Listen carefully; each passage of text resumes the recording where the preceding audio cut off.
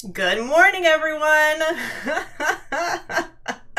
Good morning, folks. Oh my goodness. So many jokes in chat already. So say we all. We got some Battlestar Galactica fans in chat. We got some SpongeBob fans in chat. We have so many cool people. Jordan, it's good to see you. Sam, Adobe Live, Sam Peterson, Gary, Austin, Valentine, Philip, Marilyn, hello. It's good to see you all. And welcome to another Photoshop Daily Creative Challenge. I am your host, Voodoo Val. I'm super pumped to be here today and very, very excited about this challenge. This is going to be pretty rad. I don't know if you guys have checked out the DCC page just yet, but today is the Stranger Things themed challenge, and I'm pretty pumped about it. I'm pretty excited. Hello, Raphael. It's good to see you. Kushal. Hello, Larry. Hey, Richard. Hashtag please. Oh, for the Behance discoverability, you want to make sure you add that keyword in as PS Daily Challenge. I realized that I did not share that with you at the end of yesterday's challenge, so we will definitely do that today. But yes, the keyword is PS Daily Challenge. All right. So what we are going to do now is I'm going to pan over to our DCC page real quick, just to show you guys the unlocked challenge that we've got. Again, this page is behance.net/challenge/Photoshop. If any of you folks are new, I know I saw some folks in chat already this morning say this is their first challenge. So head over to behance.net/challenge/Photoshop for all of the challenges we've already done. Today is the 6th challenge, and as you can see, we're going to add neon effects to an image or photograph to give it a Stranger Things vibe. Pretty pumped about it. It's going to be super rad. And then afterwards, we're going to share our challenge entry with the community by posting it on Behance with our keyword. And then you can also post it in the Discord, which I sincerely hope you do. You can get to the Discord by hitting community chat here or scrolling down to the bottom of the page and clicking the join us under the chat with the community section. And you can also download Adobe Photoshop if you are very new to the program and don't have it on your system yet. I'm going to pull up the Discord real quick because we have got so many amazing pieces in here already. Like, look at all these super rad, awesome posters from previous challenges. The glitch effects, you guys did so well with those. There's so many wonderful, wonderful pieces in here. Ryan Doran is just, hitting this ball out of the park. Like, look at that. That's super cool. I love the effect that you added with the glitch, and then it looks like you overlaid a really cool, like, retro VHS kind of texture over to this, and it's only on part of the image. Very nice. Very, very cool. So many excellent posters and things. This is awesome. It's got like that weathered paper look. You guys are kicking butt. You guys are doing so well. Hi, Kevin Worth. Good to see you. Glitch effects have been crazy. Very cool stuff. Yes, Sam, I agree. But we're going to jump into our challenge for today. And it is kind of, I guess we've had a few that were like sort of retro themed throughout last week, but this one is going to be retro themed in a different way. This is going to be very Stranger Things vibe with like a dark, spooky, mysterious air and some super cool neon effects, and I'm about to show you guys how to do that. So I'm going to page down out of my Discord, and I'm going to pull up my Photoshop right quick. And I am going to start with this creepy image of a forest. And you guys can choose whatever kind of image that you want. I'm just going to quickly make myself a background because we're going to do the cool Stranger Things text, but we don't want to put it over just a black background. We want to put it over something that's creepy and cool and kind of gives us a little shout out to the show.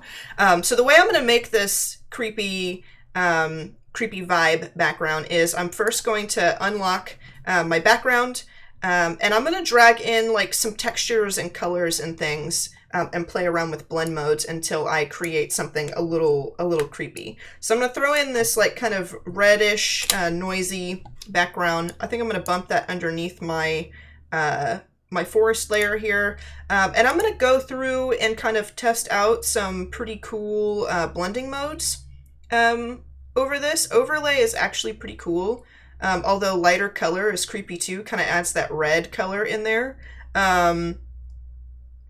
I might stick with soft light actually. I'm going to hit soft light, and I'm going to go Control U to pull up my hue and saturation here, and I'm going to mess with the saturation of this forest layer because I do want to like keep some of that blue in there. We're going to use some golds and reds for our text today, and it's always great to supplement those colors with like a nice blue. So I'm going to make sure that we're keeping with that a little bit. I'm going to brighten it up just a tad bit because I think that looks pretty cool. And then I'm going to take this dark green texture that I've got here. I'm going to throw it on top. I'm going to put that on a blending mode as well. And you guys can choose whatever you think is best. This creepy darken is actually pretty awesome. I might actually go with darken. And I'm going to take my eraser by either pressing E, or you can come over to your sidebar here and click your eraser tool. And I cannot erase a smart object, so I'm going to go ahead and hit OK on this little box that comes up to let me know that I'm going to have to rasterize my layer.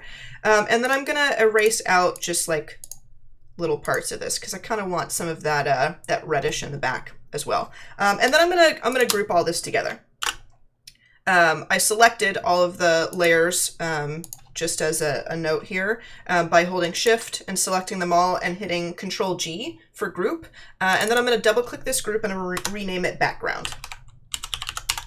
Just so that I have this separated. I'm going to close the little folder here, and boom, we have a little background to work on for the, I guess, setting the mood for our text.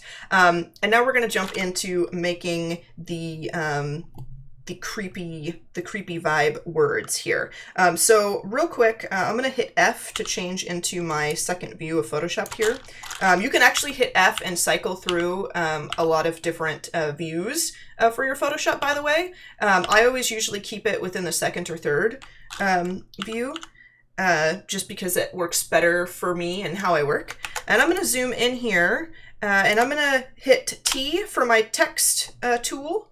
And I'm going to click here, and I'm going to write strangest fangs, like that. And then I'm going to edit some of the character settings here. If you don't see your character panel on your setup, because maybe you've never used it before, you've never opened it, if you just go up here to Window and scroll down and click Character, you will be able to open it. So I'm going to select all of my text here, and then I'm going to come over here to this selection here, and I'm going to bump this down and kind of separate my text a little bit from each other. And then I'm also going to, let's actually make this a little bit larger here, so that you guys can really see what's going on. I think I might make this like an 80, because 80 point is kind of good for the size that I'm working with here. I'm going to make that an 80. And I'm going to reselect this, and I'm also going to move the letters closer together here. Let's see. I'm going to put this on like a 50, just to bump everything in a little close, maybe a 75. We'll leave it on a 50. All right. Now, to achieve our strangest things, vibe here, I'm also going to enlarge the S and the T for strangest. So I'm going to highlight that, and I'm going to come up here. I'm just going to make it a 120 point and hit enter. And then I'm going to do the same thing with the S. Boom, there we go. And now I'm going to bump up the core of this word to match the top of the S and the T. And the way I'm going to do that is by highlighting it. I'm going to open our character panel again, and I'm actually going to come over here, and I'm going to bump up that like that. So you don't have to like rasterize this and hack it to pieces. You can keep it the way it is, keep it editable if you like, and just move the letters around like that. And then I think that I'm also going to highlight fangs, and I'm also going to drag that up just a little bit closer to our word there. So there we go. And that's pretty cool, but it's still not as cool as it can be. So real quick, what I'm going to do is I'm going to select my line tool here by pressing U or selecting it from my panel. And I'm going to click that, and I'm going to drag this out and put our line here because the title has nifty little lines around it. There we go. Let me Bump that out. And I'm going to make sure that this line that I put in here has a 0 fill, so it's an invisible line essentially, and has a red stroke. And then I'm going to bump the weight of that stroke down just a little bit. Let's maybe put it on like a 10, I'm thinking. Boom, just like that. And then I'm going to transform it, and I'm going to drag it out, and I'm going to make sure that it's centered, like so. And then I'm going to duplicate it a few times because I also want to keep the same settings and put some lines right here underneath the first word. And I'm going to bump that in like so. Hit enter. I'm going to do Control J to duplicate and Control T to transform. And then I'm going to drag this over here. Boom. So that's pretty cool. I'm going to go ahead and select all of these by holding Shift and selecting all of the layers that I want to merge. And I'm going to hit Control E to merge them all into one shape. And that gives us our little lines. Now we're going to edit the text to be that good Stranger Things outline with all of the cool neon blur effects. And this is how we're going to do it. First of all, I've made this red just for the sake of visibility so you folks can see what it says. But right now we're actually going to, I'm going to turn it to a black for now. So I'm going to hit T and I'm going to select all of my text. And I'm just going to bump this to black so that I can see the stroke we're about to put on it. I'm going to double click my layer here to open up my layer styles. And I'm going to move this over so you guys can really see what we're doing. And I'm going to hit a stroke, just like that. And it adds our cool stroke to this. But what we also want to do is go into the blending options right here. And we're going to bump this leftmost little toggle here on the blend if settings here. We're going to bump that to the right because we're going to make it totally transparent. So now we have just the stroke of our text, but you can see through it to the background. So the font itself is actually transparent. And we're going to hit OK. And then I'm going to hit this little folder bracket here to hide our effects. I'm going to duplicate this, hide the one underneath, and then I'm going to rasterize this. And then if I hold Control and I click the image of this layer, you'll see I have like now a perfect outline of that text. And not just the outline of it, it actually, everything on the inside is transparent. So I'm just selecting the font only right there, which is really great. So what we're going to do now is I'm going to hit Control D to deselect there. And I'm going to apply a outer glow to our lines and to our text. And I'm going to do that by double clicking to open our layer styles. I'm going to bump this up here so you guys can see our word. And then I'm going to go to outer glow like that, which is pretty darn cool. I'm also going to add a drop shadow. And not just one drop shadow. We're going to add 2 different drop shadows to this to give it more of like a blurry, weird kind of offset feel. And I'm going to hit drop shadow here. And I am going to actually, let's see, I'm going to turn the opacity up just a little bit. And I'm going to make this distance. You can kind of see very faintly, maybe if I crank the opacity up right now, just so for the sake of demonstration, you guys can see how I'm like kind of making this distance a little farther away. I want to make sure that it's offset like that because it makes it hazy and creepy.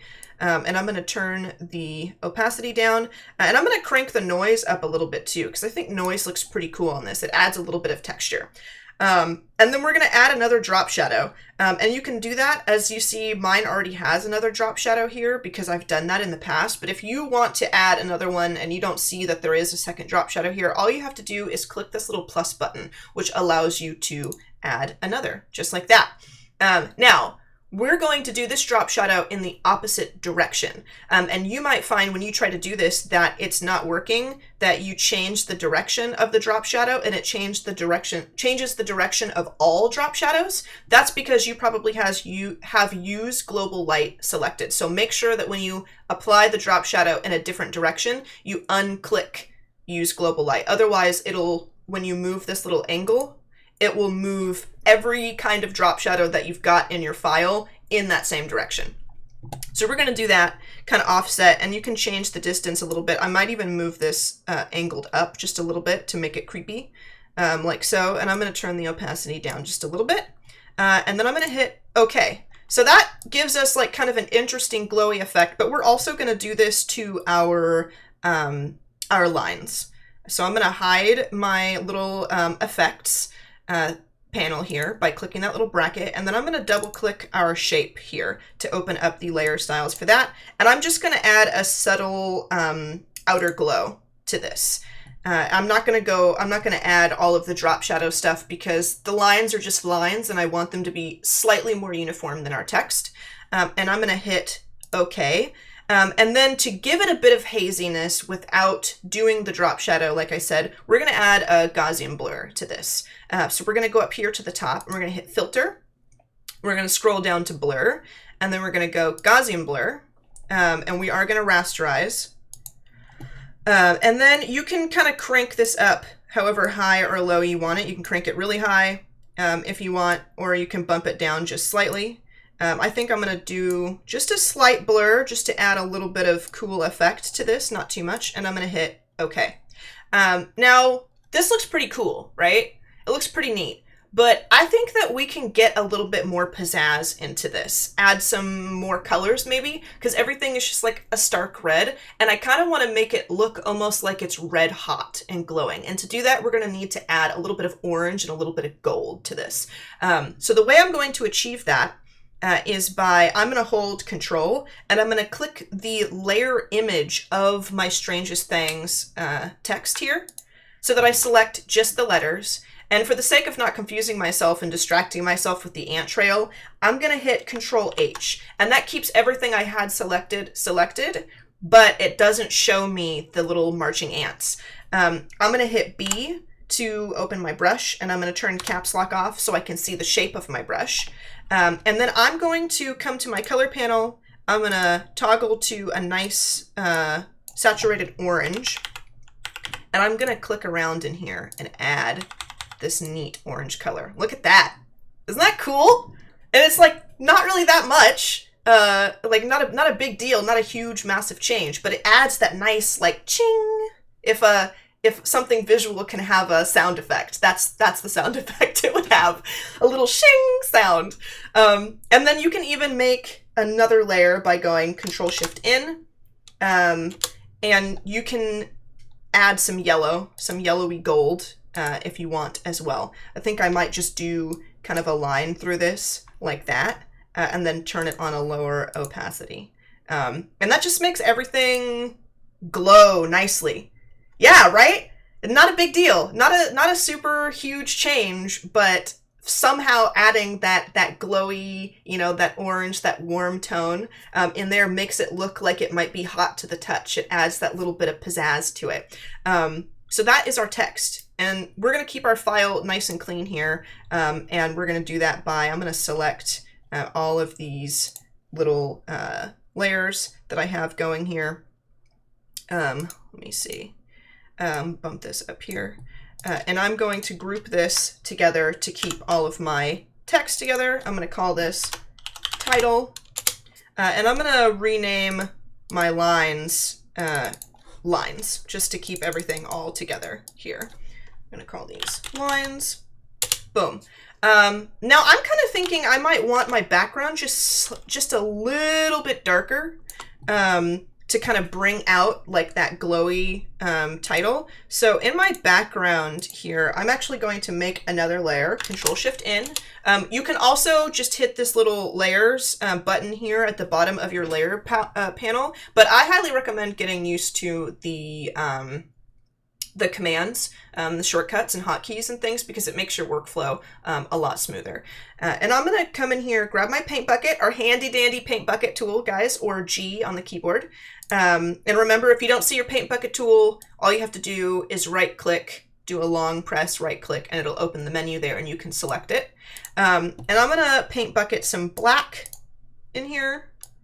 Let me do my, oh, I Also, make sure you're not selected still. That's one thing with hiding the selection tool, is sometimes the selection marching ants is sometimes I forget I'm selected. So we're going to quickly do a Control D. And then I am going to paint bucket in here. And I am going to put it on maybe an overlay and then turn the opacity down.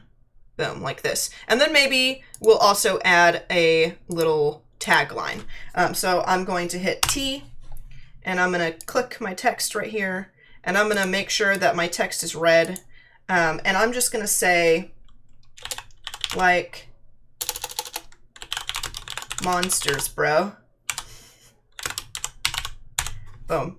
And I'm going to leave this solid. I'm not going to make this a stroke. I'm just going to leave it just like that. We're going to center. I'm going to hit Control H, because remember, when you do Control H, it also hides your guides. So if you're looking for your pink guides and cannot find them, never fear. All you have to do is that Command H command again, and you will get all of your handy dandy guides back. I put my lines in my title group here so that I can select all of this and bump it down. Or actually, maybe I'll just leave it high like that. That's pretty cool. So there you go, guys. That's how you would create kind of a Stranger Things inspired glowy text. I'm going to go Control S or Control Shift S actually for save as. And I'm going to save this as a JPEG, and I'm going to upload it here to share with everyone. Boom. I'm going to navigate over to my Discord here.